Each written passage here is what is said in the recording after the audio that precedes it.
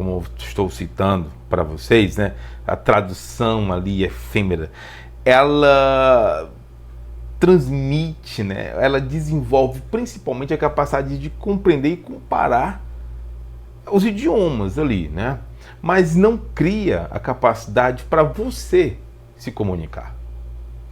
Então, vem aqui mais um pouquinho. Entende da seguinte maneira, o que é que eu estou querendo passar para você? Se eu tenho na minha tradução um significado, eu não uso o significado para produzir a fala, o que é que vai gerar? Apenas um significado comum. Então aquilo não faz muito sentido. É por isso que estar, né, ou ficar traduzindo por muito tempo leva você a criar aquele aspecto de que você precisa mentalmente ficar criando esses filtros de tradução. Eu vou pensar em português, depois eu penso em inglês, e aí eu vou falar, depois eu vou começar a falar. Mas não é bem assim. Esses processos que você começa a alternar, vou criar uma palavra aqui, vou criar uma palavra ali, ele se torna um vício. Eu chamo isso de vício intelectual tradutório. Você passa a lidar mais com o aspecto da tradução como um ser, né, que precisa ser descoberto, do que a própria fala. Então você acaba muitas vezes,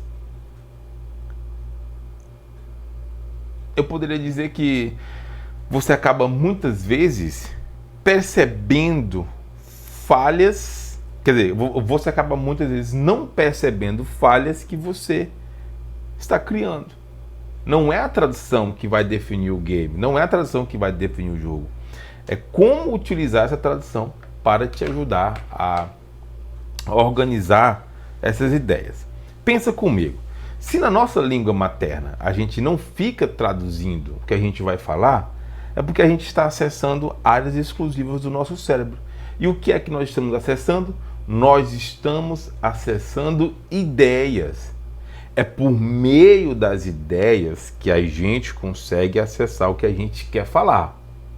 Muitas vezes a gente pode pensar, bom, mas eu não tenho tantas ideias assim. Será que eu vou começar a falar? Alguma coisa você vai falar. Por mais que as ideias sejam poucas, mas você vai conseguir falar. O que a gente precisa deixar bem esclarecido é qual o papel definitivo da tradução na minha vida, como eu posso usar a tradução ao meu favor e como não torna ela uma vilã. Porque muitas vezes você diz assim, tradução de forma alguma, vou ter que ir diretamente para o método do input. Vou lá e começo a treinar frases. Só que, pensa comigo, você está treinando frases aleatórias. Onde você acha que você vai conseguir chegar com frases aleatórias? Essa é uma resposta essa é uma pergunta para você refletir. Onde você vai chegar aprendendo palavras aleatórias? Onde você vai chegar aprendendo frases aleatórias? Eu acho que você sabe a resposta. Então é isso que você precisa pensar, tá bom? Um grau de consciência maior diante disso é que a gente precisa também entender a diferença entre falar inglês e traduzir mentalmente. À primeira vista, pode parecer que nós estamos fazendo a mesma coisa. Traduzir mentalmente e, nossa, eu vou pensar aqui que amanhã é segunda-feira. Tomorrow is Monday. Mas não é a mesma coisa. As linhas que eu acessei aqui não foram linhas de tradução. Então, pensa um pouquinho. Eu estou te ensinando as técnicas que você vai aprender e vai começar a mudar a sua forma de como você enxerga o inglês. Vamos deixar cada um muito bem organizado aqui, tá certo? Olha só. O traduzir mentalmente é uma atividade, falar inglês é outra. São processos cognitivos totalmente diferenciados.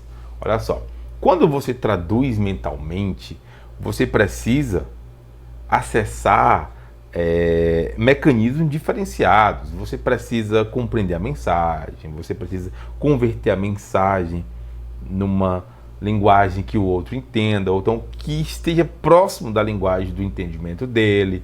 Você precisa formular muitas vezes ali uma resposta em português, no caso, se você quiser falar, né? E tentar passar ela para o inglês, buscando e verificando se está correto, se o tempo verbal está correto, se não está. Então, o que é que você faz? Você está criando campos intermediários para gerar uma comunicação. Esses campos intermediários, eles dificultam a comunicação. Você acha que eles ajudam, mas eles dificultam completamente.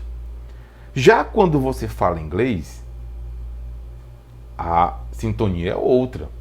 O objetivo não é converter essas palavras em uma resposta, é você acessar diretamente no seu cérebro essas informações. Vou repetir.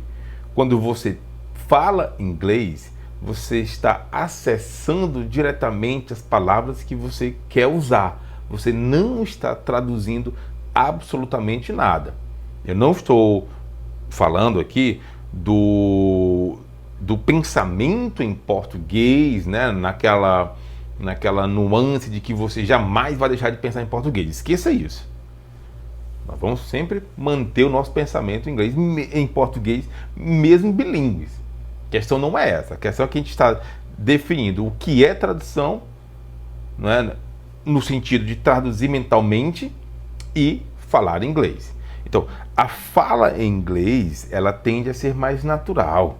Ela não passa pelos mesmos filtros de quando você faz uma tradução mental. Porque a tradução mental, ela quer competir, muitas vezes, com o seu conhecimento.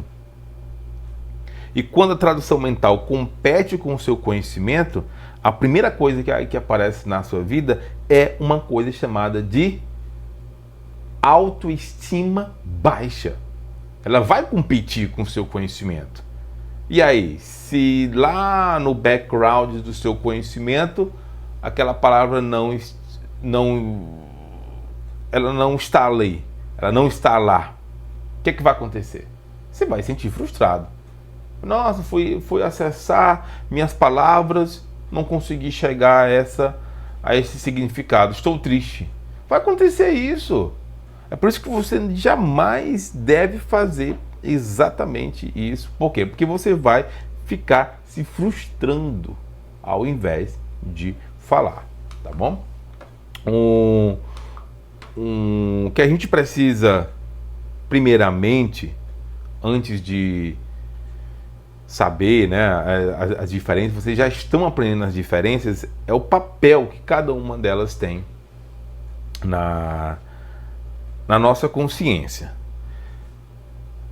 E um desses papéis está muito voltado sobre a questão da velocidade. A tradução mental me ajuda a ter mais velocidade para falar inglês. Será se isso é verdade? Será se a tradução mental é capaz, sozinha, de aumentar a sua capacidade de falar inglês e a sua velocidade de compreensão e fala? Muito pelo contrário. O papel dela não é esse. Uma tradução mental, você está ali num eixo de listening, né? Extremamente numa comfort zone, numa zona de conforto. Não há indícios de que você vai usar essa tradução mental para comunicar. A tradução mental, muitas vezes com uma palavra ou outra, era para fazer você chegar a um nível de consciência de significado rápido e efêmero. Não gera nenhuma comunicação. Então é isso que a gente precisa entender, tá certo? Eu vou citar um exemplo. Imagine que você está aprendendo a dirigir. Sei que muitos de vocês já dirigem, mas quem não dirige, pensa assim: nossa, eu preciso saber de tudo. Onde estão as setas? onde que eu vou ligar o carro, não é isso? Onde que eu vou, por exemplo, no carro manual, onde que eu vou apertar a embreagem, o freio, o acelerador. E aí você fica, meu Deus, são muitos mecanismos aqui, vem para cá, esse eu não seguro. E você fica pensando no retrovisor, nas setas e tudo. Só que com o tempo, você começa a automatizar essa postura, que primeiro você aprende a ter um comportamento de motorista, para depois você aprender a dirigir. Né? Então, assim, qual o comportamento? Conseguir alinhar, né, todo aquele modelo para que eu consiga dirigir. É exatamente isso que acontece no nosso cérebro quando a gente começa a falar inglês. A gente vai alinhando os processos corretos e deixando esses vícios, que eu vou chamar aqui de vícios intelectuais tradutórios. Vícios intelectuais tradutórios não ajudam você a se comunicar em inglês.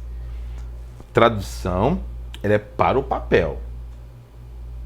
A fala é para a comunicação. Você precisa levar isso a sério, senão você vai confundir muito, vai passar muito tempo tentando aprender inglês e não vai conseguir. Então segue aqui a técnica do Eric do inglês, que eu tenho certeza que você não vai ser mais a mesma pessoa de quando você chegou aqui no vídeo. Esse vídeo é para transformar a sua vida, eu estou te dando informações que você não vai encontrar facilmente. Você precisa entender. Então, quando a gente descobre isso, a gente consegue acalmar nosso coração, a gente consegue acalmar nossa mente, a gente começa a perceber que existe sim aquela luz no final do túnel. Porque existe. Você só não sabia, mas existe sim, tá certo?